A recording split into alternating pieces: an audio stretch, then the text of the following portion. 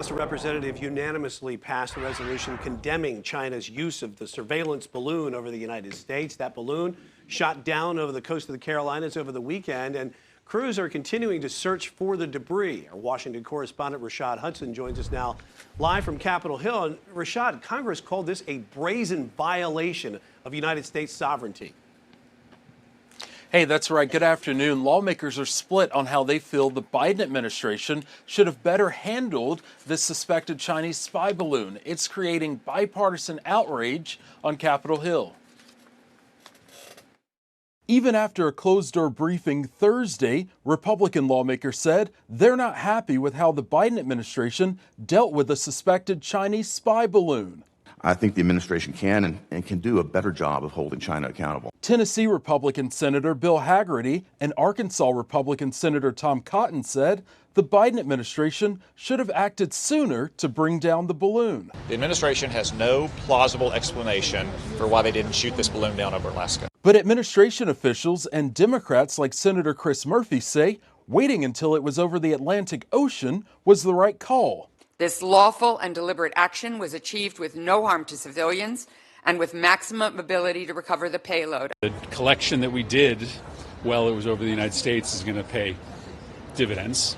The FBI also released new photos of the balloon taken as part of their investigation. And earlier in the House, lawmakers unanimously passed a resolution condemning China for sending the surveillance device. And we should, as Americans, denounce their actions. And Pentagon officials say the U.S. has collected substantial evidence from the balloon to better help them detect these here in the U.S.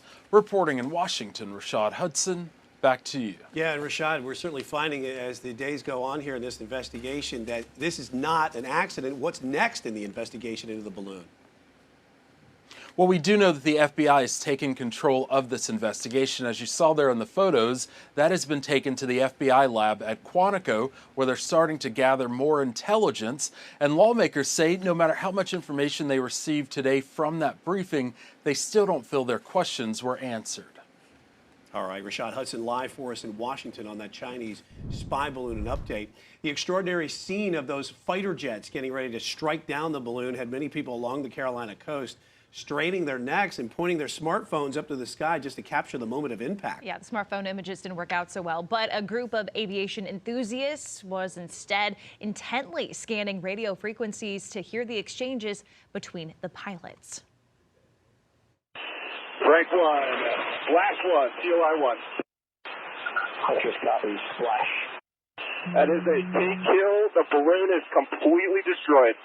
Either one sees what appears to be metal chaff clouds, so I definitely see metal breaking apart and streams for an altitude test. All right, so what you just heard was the exchange between Huntress, that's NORAD's Eastern Air Defense Sector Controller, with Frank 1 and Frank 2. The call signs for the pilots of the two Air Force F-22 fighter jets. When Huntress called out that the balloon was exactly 6 nautical miles out, Frank 1 went ahead and took that shot. This audio wasn't on the civilian radio frequencies that commercial pilots use. It was on the unencrypted military frequency. But 68-year-old Somerville resident and radio enthusiast Ken Harrell was able to record the exchange for us all to hear using a scanner that only cost him about $160. And it's kind of fascinating to listen to all that, especially what happened over the weekend, how many people were just drawn to watching that balloon. And that's probably not what you hear normally on that channel, or even when you listen to normal pilots, you know, for commercial airlines. So definitely one that he will remember. Shades of the Top Gun movie right yeah, there. Exactly. All right, so go ahead and take a look at this. A U.S. Navy vessel came ashore this morning in the Cherry Grove area of North Myrtle Beach. That kind of looks like a World War II movie. It's not, though. The vessel is a landing craft. It's an air cushion vehicle capable of carrying a 75-ton payload of weapons, cargo, and military equipment. It's unclear if the boat was being used in the Navy's efforts to recover that Chinese spy balloon.